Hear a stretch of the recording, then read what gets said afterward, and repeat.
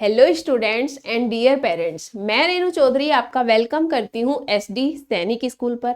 जैसे कि आप सभी को पता है कि हमें जानने की उत्सुकता होती है कि जो हमारे सैनिक स्कूल होते हैं उनके हॉस्टल कैसे होते हैं, ये तो बता दीजिए। ये इन्फॉर्मेशन हमें कहीं भी देखने और सुनने को नहीं मिलती, बट हमारे अंदर उत्सुकता होती है कि हमारा बच्चा या बच्चे खुद भी सोचते हैं कि हम जिस सैनिक स्कूल के अंदर जा रहे हैं वहाँ पे हमारा रहन सहन कैसा होगा, कैसे होंगे, हमारा रहना, हमारा खाना, हमारा सोना, मतलब ये सारी चीजें कैसी होंगी। ये सब बातें हमारे अंदर कुलमुलाहट पैदा करती हैं कि यार क्या होने वाला है। एक जिज्ञासा रहती है, एक उत्सुकता रहती है जानने की। ठीक है, तो मैं आज आपको बताने जा रही हूँ कि जो हमारे सैनिक स्कूल होते हैं ना दोस्तों, जो हमारे सैनिक स्कूल होते हैं, है ना, सैनिक स्कूल के अंदर ये तो सभी को पता है कि हमें वहीं पर रहना होगा। हमें ये सबको पता है कि हमें स्कूल के अंदर ही रहना होगा, हॉस्टल में रहना होगा। बट मैम हॉस्टल होते कैसे हैं? तो दोस्तों, सैनिक स्कूल के अंदर जाने वाले सभी बच्चों को हम बोल देते हैं कैडेट, कैडेट्स बोल देते हैं। जैसे कि मैंने आपको पहले वाली क्लास में भी बताया था, सारे कैडर्स को जो हमारे कैडर्स होते हैं, इन कैडर्स की जो हमारी संख्या होती है वो होती है 450 से लेकर 470 के बीच में। कितनी होती है?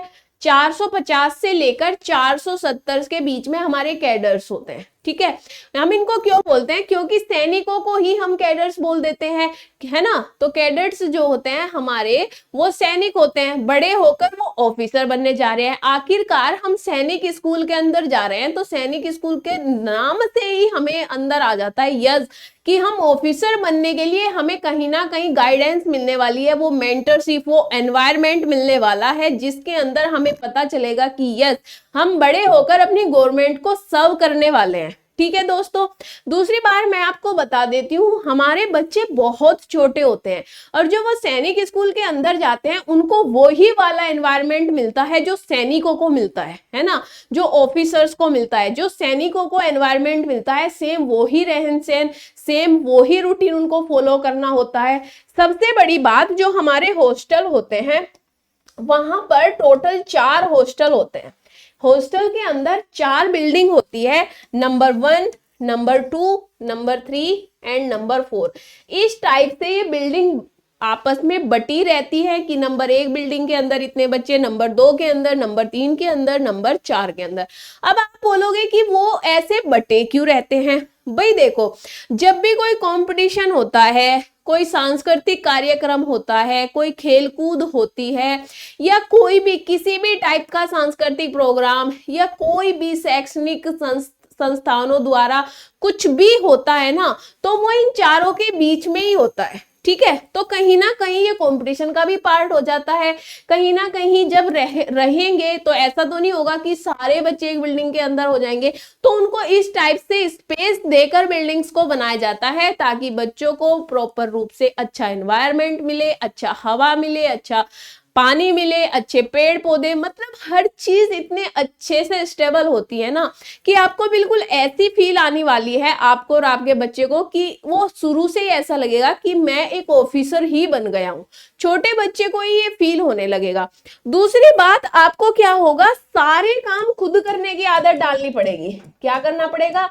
सारे काम खुद करने की आदत डालनी पड़ेगी, क्योंकि जब हमारे वहां पर अलार्म होता है, अलार्म का टाइम होता है कि इस टाइम पर अलार्म बजेगा, तो बच्चे को अपनी ड्रेस, अपने खाने पीने, अपने जूते, सारी सुविधाएं आपको रखनी होगी। पहले से ही खाना पीना आपको ऑलरेडी अवेलेबल कराया जाता है सुबह। फिर आपको अपने जूते, अपनी ड्रेस को प्रॉपर वे में, फिर आपकी जो पीटी या फिर सुबह जो भी एक्सरसाइज होगी, जो भी दौड़ भाग रनिंग जो भी होगा, उसके लिए आपको प्रॉपर खुद से रेडी होके जाना है। वहां पे आपके मम्मी डैडी नहीं होंगे कि आपको रेडी करेंगे, आपको उठाएंगे प्यार से, ना ना ना, वहां पर अलार्म बजेगा। अलार्म की आवाज, अलार्म की साउंड सुनते ही आपको उठ जाना है। अगर कोई बच्चा नहीं उठेगा, इतने स्ट्रिक्ट रूल होते हैं कि वहां पर पनिश भी किया जाता है।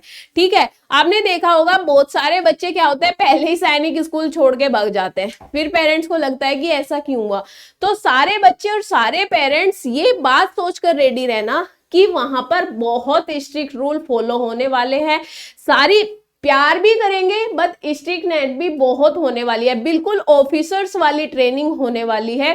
तो कोई भी पेरेंट्स ये सोच के न जाए कि वहां से आपके बच्चे को बिल्कुल घर वाला माहौल मिलेगा कि सो रहा है तो सो ही रहा है, खा रहा है तो खाए जा रहा है, पढ़ रहा है, ना ना ना, हर चीज का अलग टाइमिंग होगा।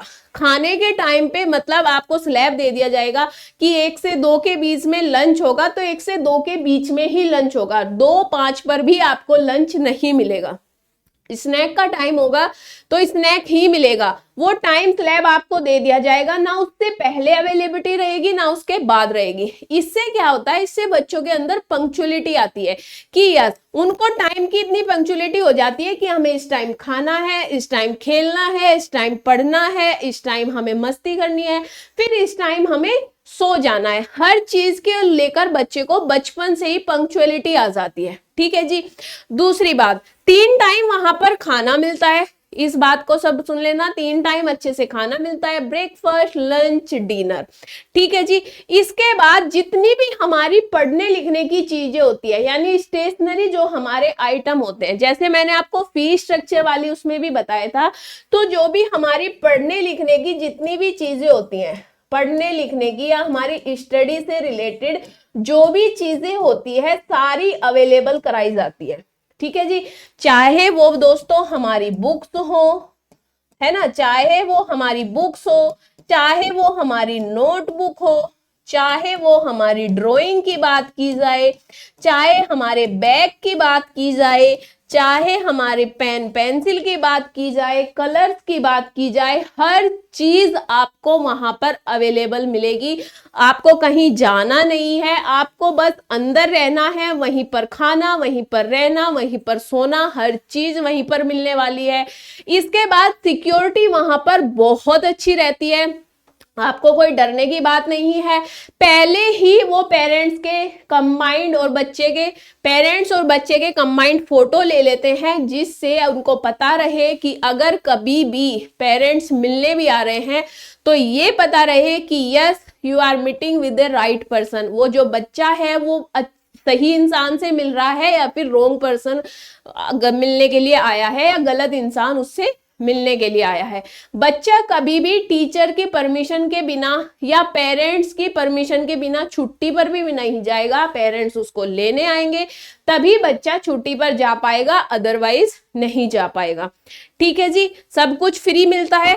इसके बाद जो हमारी यूनिफॉर्म होती है, यानी कि रहने की चीजें, पढ़ने की चीजें हो गई, खाने की चीजें हो गई, अब आ जाती है पहनने के लिए, है ना, पहनने, यानी कि यूनिफॉर्म भी वहां पर वो खुद ही अवेलेबल कराते हैं कि कौन सी यूनिफॉर्म, क्या ड्रेस कोड आपका होने वाला है, वो भी हमारा सैनिक स्कूल बोर्ड की तरफ से ही अवेलेबिलिटी कराई जाती है। जो हमारा बेडिंग सिस्टम होता है, यानी कि जो हमारा सोने का सिस्टम होता है, वो डबल डैगर बेड होते हैं, यानी कि एक बेड के ऊपर दूसरा बेड, इस टाइप से बच्चे हॉस्टल में रहते हैं और लाइन से ऐसे बेड लगे हुए होंगे, बॉयज के लिए अलग, गर्ल्स के लिए दूसरा हॉस्टल, है ना। बॉयज और गर्ल्स अलग अलग हॉस्टल में रहेंगे, सबके लिए डबल डैगर बेड होंगे, उनके लिए उनके अकॉर्डिंग ही सारी चीजें अवेलेबल रहेगी, कोई भी चीज के लिए कभी भी बाहर नहीं जाना है, कुछ नहीं करना है। दूसरी बात रहेगी डॉक्टर फैसिलिटी, ठीक है जी। अगर सपोज करो बच्चे को फीवर है, कफ है, कोल्ड है, कुछ भी प्रॉब्लम होती है, एनी टाइम 24 आवर्स आपको डॉक्टर अवेलेबल रहेंगे, है ना। ये सब जिम्मेदारी सैनिक स्कूल की होती है, बोर्ड की होती है। पेरेंट्स एक बार फीस सबमिट करके फ्री हो जाते हैं, फिर सारी जिम्मेदारी हमारे बोर्ड की होती है, वही पढ़ाएंगे, वही खिलाएंगे, वो ही अच्छा खिलाएंगे भी, वो ही स्पोर्ट एक्टिविटी भी कराएंगे, फिजिकल एक्टिविटी भी वो ही कराएंगे, डॉक्टर से ट्रीटमेंट भी वो ही कराएंगे, मतलब हर चीज वो ही कराने वाले हैं आपको, ठीक है जी। आपको वहां पर गाइडेंस मिलेगा, यानी कि अपने फ्यूचर को लेके अच्छा गाइडेंस मिलेगा दोस्तों। कैसा गाइडेंस मिलेगा? कैरियर को लेकर आपको वहां पर गाइडेंस मिलेगा, कैरियर को लेकर गाइडेंस मिलेगा, ठीक है जी, कि आपको आगे अपने कैरियर में क्या करना चाहिए। कोई बच्चा अगर फिजिकल एक्टिविटी में अच्छा है, कोई स्पोर्ट में अच्छा है, तो वो उसको स्पोर्ट के लिए आगे बढ़ाएंगे। कोई बच्चा पढ़ाई में अच्छा है तो वो उसको पढ़ाई के लिए आगे बढ़ाएंगे। अगर मैं बोलूं कि एनडीए के रेशो के अकॉर्डिंग सैनिक स्कूल का बच्चा सबसे ज्यादा रेशो में ऑफिसर बनता है, सैनिक स्कूल का बच्चा, क्योंकि उसकी बचपन से ही वो एनवायरनमेंट, वो पंक्चुअलिटी उसके अंदर आ जाती है, वो सारी चीजें उसके अंदर आ जाती है, क्योंकि वहां पर हमारे जो ऑफिसर्स होते हैं उनका भी हमें गाइडलाइन या मेंटरशिप दी जाती है ना। हमारे ऑफिसर्स टाइम टाइम पर आकर जो भी हमारे वहां पर सांस्कृतिक कार्यक्रम होते हैं, जो भी फेस्टिवल होते हैं, हर चीज के अंदर हमारे ऑफिसर्स को जरूर बुलाया जाता है एज ए चीफ गेस्ट, और वो मेंटर्स करते हैं, उनकी स्पीच हमेशा ध्यान से सुनना। उसके बाद जो हमारी सोशल रेस्पॉन्सिबिलिटीज होती है, क्या होती है दोस्तों, हमारी जो सोशल रेस्पॉन्सिबिलिटीज होती है, सोशल रेस्पॉन्सिबिलिटीज मतलब सामाजिक सामाजिक जो जिम्मेदारी होती है उन सब के बारे में भी हमें बताया जाता है। ठीक है, ये तो हो गई गाइडेंस की बातें। उसके बाद वहां पर हमें जो हॉस्टल के अंदर मिलता है, हमें कंप्यूटर लैब भी मिलती है, यानी कि कंप्यूटर के बारे में सारी जानकारी आपको अवेलेबल कराई जाती है। जितनी भी टेक्नोलॉजी आज के टाइम पर है वो सारी आपको अवेलेबल कराई जाएगी, जितनी भी टेक्नोलॉजी वाली चीजें हैं सारी। ठीक है, सैन्य प्रशिक्षण सुविधाएं दे दी जाएगी। सैन्य प्रशिक्षण सुविधाएं मतलब जो भी हमारे बच्चे सेना में जाना चाहते हैं, एनडीए में क्लियर करना चाहते हैं, तो उससे रिलेटेड आपको सारा मटेरियल, सारा गाइडेंस वहां पर आपको अवेलेबल कराया जाएगा। दूसरी बात, वहां पर टाइम टाइम पर कंपटीशन होते रहेंगे, जितने भी खेल कूद के या पढ़ाई लिखाई के या जितने भी अंदर सैनिक स्कूल के, इंटरनल सैनिक स्कूल के जो भी सांस्कृतिक कार्यक्रम वगैरह, हर चीज आपको वहीं पर अवेलेबल कराई जाएगी। ठीक है जी, तो वहां पर इतनी अच्छी सिक्योरिटी रहेगी, ना आपको किसी भी चीज की टेंशन लेने की जरूरत है। आपका बच्चा एक बेटर फ्यूचर के लिए वहां पर जा रहा है, आपको ना डरना है ना घबराना है। बट हाँ, इस चीज को, साइकोलॉजी को बिल्कुल स्ट्रॉन्ग कर लेना कि वहां पर स्ट्रिक्ट रूल रहने वाले हैं। अगर खाने का टाइम है तो खाने का ही टाइम है, 5 मिनट पहले 5 मिनट बाद भी नहीं मिलेगा। अगर खेलने का टाइम है, अलार्म बज गया है तो आपको मैदान में जाना होगा, ग्राउंड पर आपको अवेलेबल रहना होगा। अगर सोने का टाइम है तो आपके रूम की लाइट बंद हो जाएगी, तो आपके सोने का ही टाइम होगा। पढ़ने का टाइम है तो आपको पढ़ाई ही करनी होगी। जब आपका अलार्म बज जाएगा तो आपको पढ़ना बंद करना होगा, यानी सुबह और शाम का आपका ग्राउंड टाइम जो होगा उस टाइम आपको ग्राउंड में रहना है, यानी कि एकदम पंक्चुअल टाइम पे हर चीज एकदम पंक्चुअलिटी के साथ वहां पर होने वाली है। तो this is all about the सैनिक स्कूल हॉस्टल। तो सैनिकों, मैं आपको बहुत बहुत कॉन्ग्रेचुलेशन करती हूं कि यस, आप लोग सैनिक स्कूल में जाना चाहते हो। अच्छे से रहना, मस्ती करना, बिल्कुल लाइफ बदलने वाली है। तो तब तक के लिए जुड़े रहिए एचडी कैंपस के साथ। Thank you so much. जय हिंद दोस्तों।